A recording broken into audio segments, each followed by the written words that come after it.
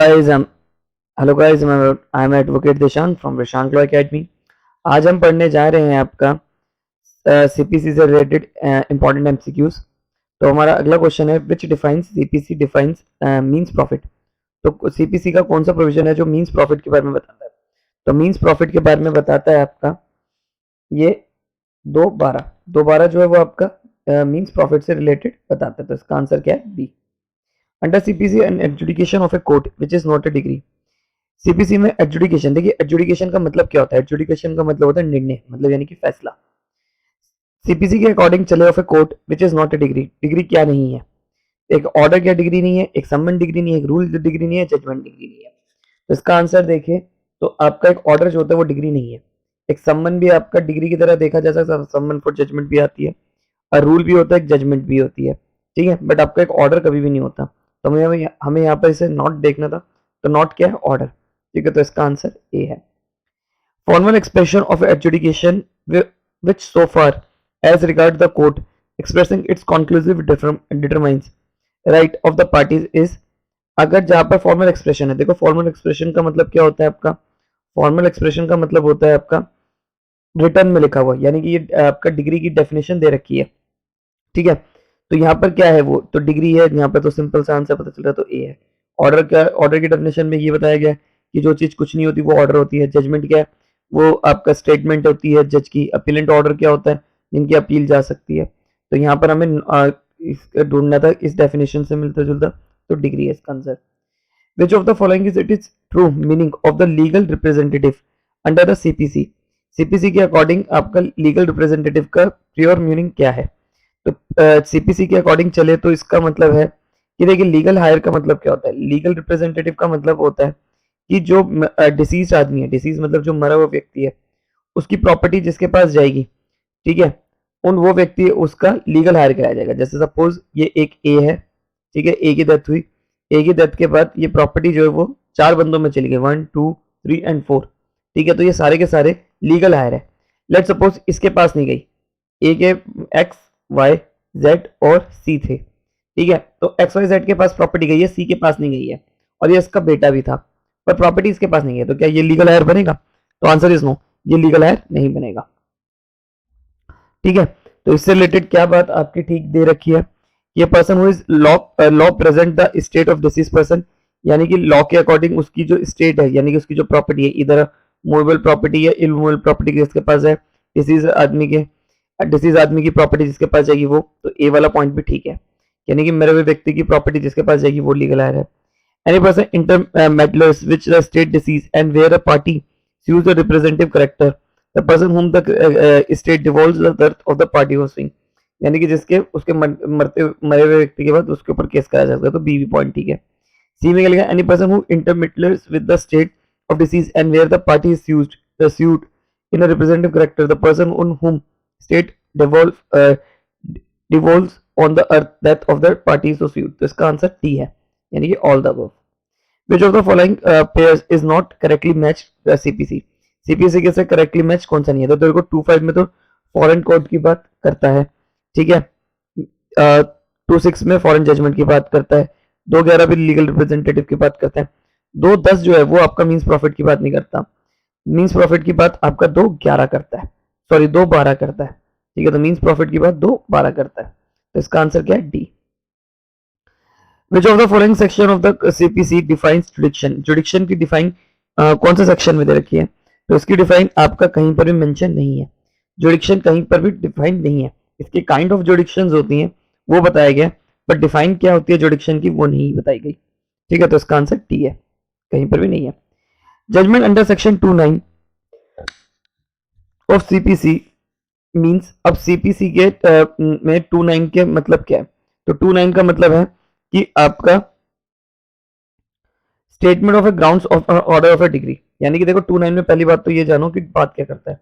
तो 29 बात करता है आपका जजमेंट की, ठीक है, जजमेंट की डेफिनेशन की बात करता है, ठीक है।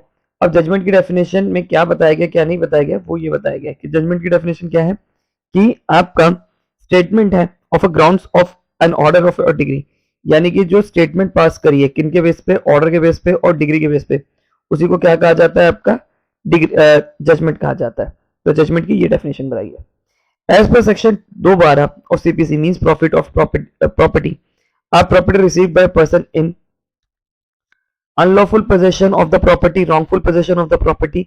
तो देखिए मींस प्रॉफिट के लिए क्या होता है, मींस प्रॉफिट के लिए बहुत जरूरी है कि जो प्रॉपर्टी है उसके रॉन्गफुल पोजेशन में हो। ठीक है, तो इसका आंसर वैसे तो बी है, पर एक बार से समझते हैं।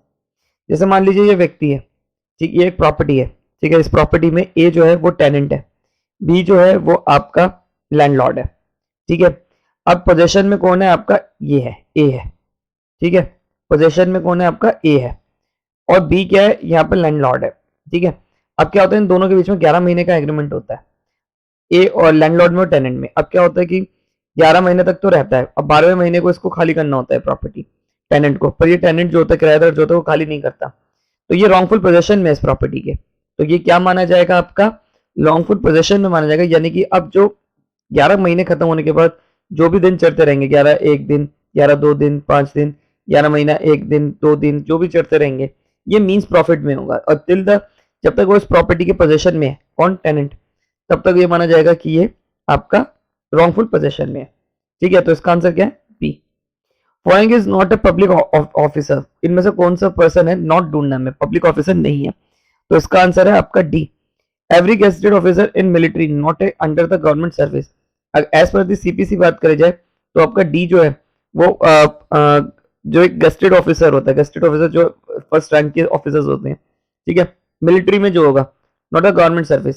ठीक है, गवर्नमेंट सर्विस में नहीं माना जाता, उसका आंसर डी है। A degree is a preliminary, a degree is a preliminary, degree preliminary कब होती है, तो डिग्री प्रिलिमिनरी होता है when the further proceeding have to be taken before the suit to be completely dispose of. यानी कि देखो फर्दर प्रोसीडिंग रहती हैं, have to be taken before the suit to be completely, इसका आंसर वैसे A है।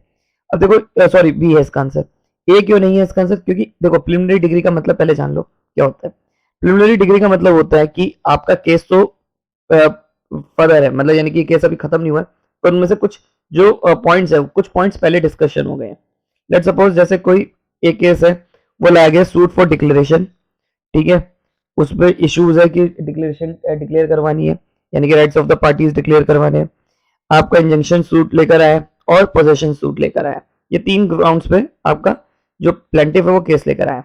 ठीक है, अब कोर्ट क्या करेगी कि मान लो इनमें से आपका कोई एक पॉइंट पे पहले जजमेंट दे देगी, ठीक है, इस पॉइंट पे दे दिया, पोजेशन के बेस पे पहले जजमेंट दे दिया, पर अभी भी केस खत्म नहीं हुआ है, कि अभी ये 2 इश्यूज रहते हैं, पेंडिंग है ये 2 इश्यूज, डिक्लेरेशन और इंजेक्शन का, पर पोजेशन प्रूफ हो गया कि जो प्लेंटिफ है वो इस पोजेशन, इस प्रॉपर्टी के पोजेशन को ले सकता है। ठीक है, तो क्या यहाँ पर देखो ये केस की एक स्टेज हो गई, ठीक है, तो यहाँ पर लास्ट में ये दो डिक्लेरेशन और इंजंक्शन डिस्कस होना था। ठीक है, यहाँ पर डिक्लेरेशन और इंजंक्शन डिक्लेयर होना था, पर इनके डिक्लेयर होने से पहले आपका क्या डिक्लेयर हो गया, प्रिलिमिनरी इश्यूज डिक्लेयर हो गए, ओ सॉरी आपका ये डिक्लेयर हो गया, पोजेशन के बारे में आ गया, तो यहीं पर आ गया, तो यहाँ पर क्या होगा, ये केस आपका प्रिलिमिनरी, ये वाली इस पे जो फैसला है इस पे हम क्या कहेंगे, प्रिलिमिनरी डिग्री कहेंगे। ठीक है, यानी कि केस चल रहा है उस पर आ गया। ठीक है, तो इसका आंसर बी है। Order is defined as formal expression of any decision of CPC which is not a degree. अब इसमें ऑर्डर के बारे में बताया गया, तो ऑर्डर आपका कहाँ डिफाइन है, 214 में डिफाइन है। ठीक है, 214 में आपका ऑर्डर बताया गया, दोनों में जजमेंट बताई गई है। ठीक है, तो इसका आंसर बी है। Means profit as defined in section 212 CPC means profit का मतलब क्या होता है, those profit which the person in wrongful possession, जो पर्सन रॉन्गफुल पोजेशन में होगा of such property actually receive or might the ordinary diligence have received together interest of the profit। देखो अब देखो ए आंसर है इसका वैसे तो, पर बी क्यों नहीं है, बी में लिखा those profit which the person wrongful possession of such property including profit due to improvement. देखो यहाँ पर लिखा है कि जो इम्प्रूवमेंट में पैसा लगा है वो भी इंक्लूड होगा, पर ऐसा नहीं है, इम्प्रूवमेंट में जो पैसा लगता है वो आपका मीन्स प्रॉफिट में नहीं आता। ठीक है, यानी कि उस प्रॉपर्टी को देख रेख करते हुए जो इम्प्रूवमेंट में पैसा लगा है, ठीक है, तो वो चीज उसमें इंटरेस्ट इंक्लूड नहीं होता, पर यहाँ पर कहा है कि इंक्लूड होगा, तो ये चीज गलत है।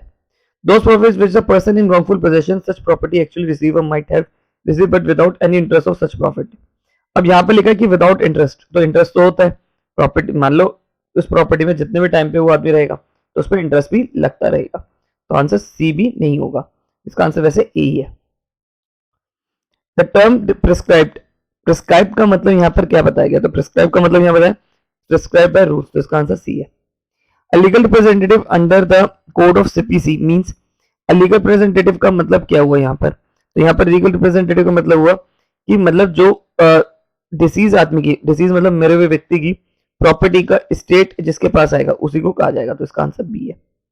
मीन्स प्रॉफिट, मीन्स प्रॉफिट का मतलब क्या होता है, तो मीन्स प्रॉफिट का मतलब होता है प्रॉपर्टी रिसीव्ड और could have been received by person in lawful position of property, यानी कि आपका प्रॉफिट रिसीव्ड हुआ है और could have been received by person जिससे रिसीव हुआ, तो मींस प्रॉफिट का हुआ। दोबारा मैं आपको बताएगा, कई बार हमने डिस्कशन कर लिया।